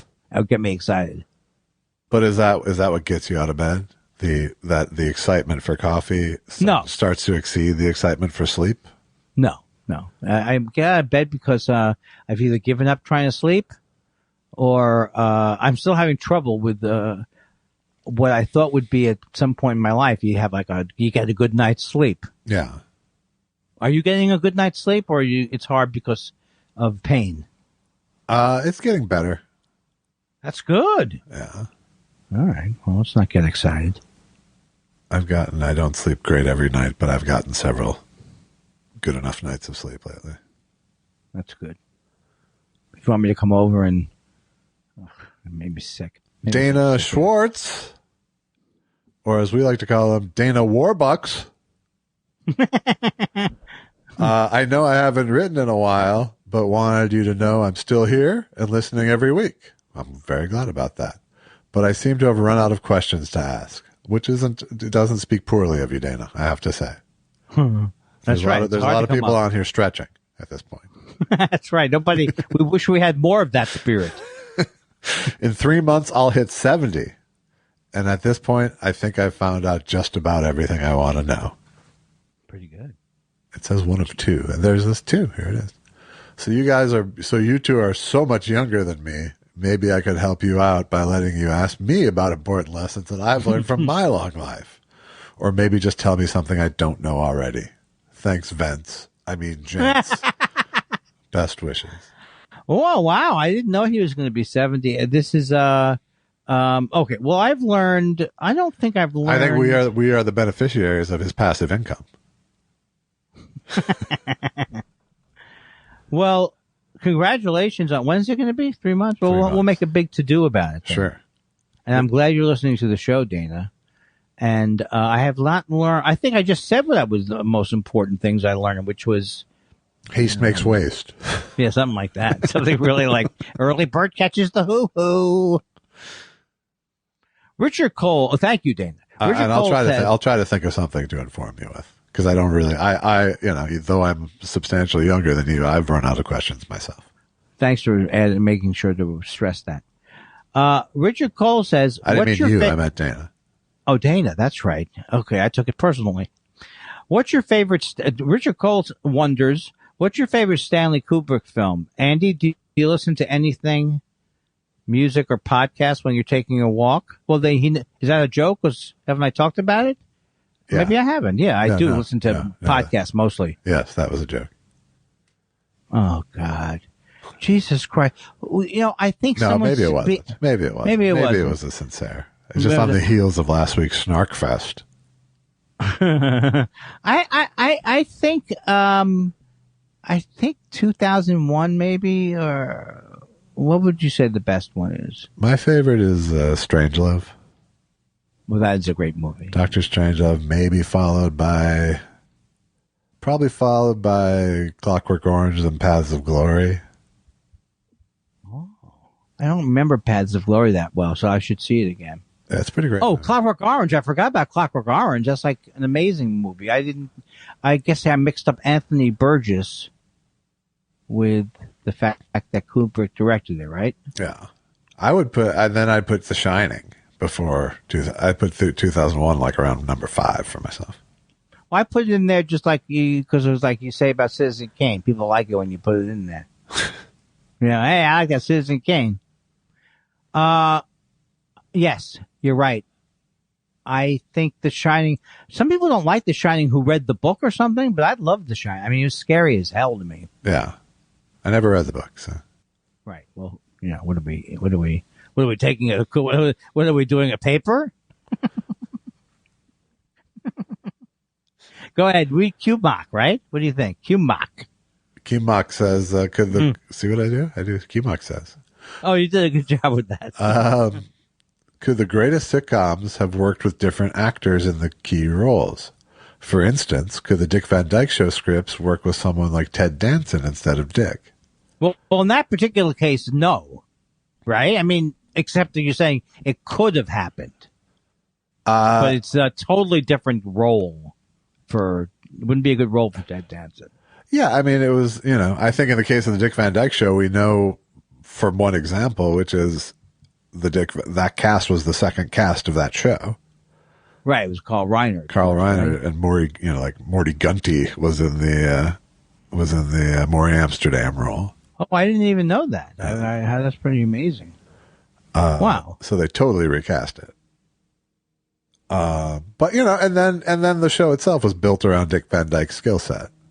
Yes. Which Ted did. Right. So they would have been built around another skill. It's just one of those things like, it's so, it's like what's the thing when it's, not iconic, but when it's like an archetype? It's an archetype in my brain, Dick Van Dyke. It's been in there so long. I could never imagine anything else going except the way it went. Right. And I'm kind of the, I think if you started that show with Ted Danson as that character, it could still have been a success. Right. But so you would have had to have cast beautifully around him, like they did on Cheers. Ah. Joshua Cohn says, Jelvis, 1. In episode 247, you told Andy you can call me Dr. Music. Was this an obscure Blue Oyster Cult reference? No. 2. Let me just get to that one quick. No. 2. With all the Dennis Miller talk of late, would it be overkill to request him as Radar announcing the death of Colonel Blake? I'd like to hear it. I would like to hear that. I would like to. Let's do it. Hey, excuse me, everybody. Sorry. What's up? Sorry to interrupt your bowel resections, but I got a little telegram here. That's a good one, Dennis. Let me put my eyeballs on it. Followed by that, because that was a funny joke. Go back to your shrapnel. So what happened? So I get this telegram off the wire, and it's got a whole shitload of bad news right here. It says that Colonel Henry Blake's plane was shot down over the Sea of Japan. It spun in, and there were no goddamn survivors. Cha-cha. I guess it says cha-cha instead of stop, which is weird. No, get Radar. What have you done with Radar? This will not be a big hit with Dennis Miller as Radar. I don't know. There's some guy in a fucking dress out there now. Yeah. Hey, look, I can't think of his name. Schmokey? What is his name? The guy who dressed up like a woman. Not his real name. How can you not remember Klinger? That's really some sad shit. That's some sad sack shit there. I kind of like Dennis Miller angry about people not keeping up with MASH. Okay. He forgot Klinger. I never thought it would go this far. Far. I think you far. I like how you kept in character with the insistence. Right? Far, I'm saying, folks. Far. I mean, Jesus, Jamie Christ. Far. You should do the official Mexican of the show question. All right. Esai76 says, I sincerely apologize for my very bad joke a couple of TS's back and all the other ones before that. They're not really good enough to be dad jokes, I guess you could say there. And then he has a picture of Mexicorn. Green giant Mexicorn. I like that. Oh, God. We have a nice group of people, a family almost. Almost. Not okay. The lending money kind of family or anything like that. Well, Benedict Mac Cumberbatch says, hey, coffee heads, are there any cafes, I guess, around L.A. mainly, that you have to go to when you're near them? What do you order? How would Frankenstein's monster order it? I'm out of the loop of going anywhere, so I really don't have that urge even, and would even know. There's a new coffee place not too far of us called Ideology, and that makes me, I don't know about that name. Yeah. Well, does that sound like I don't know. It feels like they've run out, so. Of ideologies? Of coffee shop names. Ideology, because why, sir? What? People are going to have me thrown out of that store. They're going like really obscure with their puns now. It's like Kevin and Bean. Kevin and Bean. I do like the one that I really do actually like this one called. They have like a bakery they make great food. I think I've talked to them before. They're like in Burbank. I can't think of the name. There's another one on Fairfax. They're great. It's a great Cognoscente, maybe. Maybe. That sounds a lot like intelligentsia. It does. That's what it sounds like. It did. Yes. I think it's maybe the bourgeoisie. Right. Have you been there? Have you been to the proletariat and the egg? Is it me now? Dear Josh, I was recently... Wait, did we ask that already? No. Oh, are we past Cumberbatch? You asked that one, so I guess I'll go to go to the next I'll one. go for Dr. Name Can't Be Blank. Says, Dear Josh, I was recently watching a classic MST episode and noticed that you were shorter than Trace Beaulieu. Is he indeed taller than you? Surely not. Did they sometimes have you kneel or have him stand on something? Was this to affect an approximate on-screen dynamic? No, I think Trace is actually taller than me, if not the same height. You said approximate, and he said appropriate. Oh, sorry. Was this to affect appropriate on-screen dynamic? Boy, I've just seen you tower over people, so there must have been. It was a forced perspective. We grow big in Minnesota. Wookie-talkie. I never got to do a wookie-talkie, I don't think. I think you have. You're always doing them. Wookie-talkie says, it's 10:05 Central. Does that mean I still have time to ask a question? Yes, you do. Remember, daylight saving is this weekend. I Googled Randy Newman's song about time and got, it's the time of your life, so live it well. What's that song? I don't know that song. It's the time of your Offhand, life. at least. It's the time of your life, so live it well. Oh, it almost rings a bell. And I did not know that is it daylight savings time? Yes, it is. Do you know how happy that makes me? How happy? How happy does it? Because I'm a walker, and I don't know if you know this, but if you want to get killed, walk 2 or 3 times at dusk like I've done, and you will get killed. There's no way around it. You cannot be seen, and people drive like maniacs. But now I'll be able to walk later. That's fantastic. Old man problem. Hey, you know what I like? Old man problem. I like daylight savings because it's, I can't see at night. I'm telling you. I told you. I can't see at night. Josh? Chaotic Neutral says, Hey guys, actual question this time. I'm scheduled to host a show on Tuesday, but I woke up with laryngitis yesterday and I can only speak with a lot of effort. Do you find that being on stage helps you power through not feeling well? Not when it's a voice thing, I don't think. Right? Yeah. I mean, yes. In terms of to answer your question, yes, being on stage does in fact tend to help maladies. Dr. Stage, they call it sometimes. What do they call it? Dr. Stage.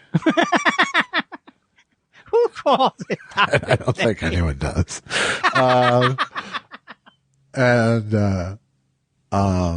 It's the chicken soup. It's the chicken soup of things. But the laryngitis and the one experience that comes to mind was the time I was on stage with Chris Bliss. Well, I didn't start out on stage with Chris Bliss. I opened for Chris Bliss, and then he had laryngitis, and I had worked with Chris Bliss so much that I knew his act. So I went up, and he whispered which bit to do in my ear, and I would do the bit, and then he'd whisper the next one to do. They must have loved that. Must have been a fun. It was show. fun for the night. It was a shitty one-nighter, so there was nothing at stake. It was like It was like Monterey, California, or something. One of the ones that are going to be of stake for me. Someone said that they can, at some point these would be like the high stakes. Really mean stuff. Each cameo means something, and not the thing you pinned to your shirt. That's true. What a rudimentary knowledge of. Do you know? I just learned this last week. I mean, I probably did know this already, but there were just some languages that were spoken languages. They never were written down. That's right. And they didn't have say that many words. They say that they're like a new language dies every week. Oh wow! Or rather, a different old language dies every week, and then there's no one to write an obituary.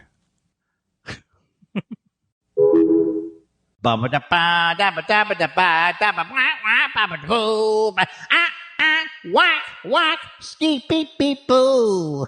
Looks like a penis. Erica.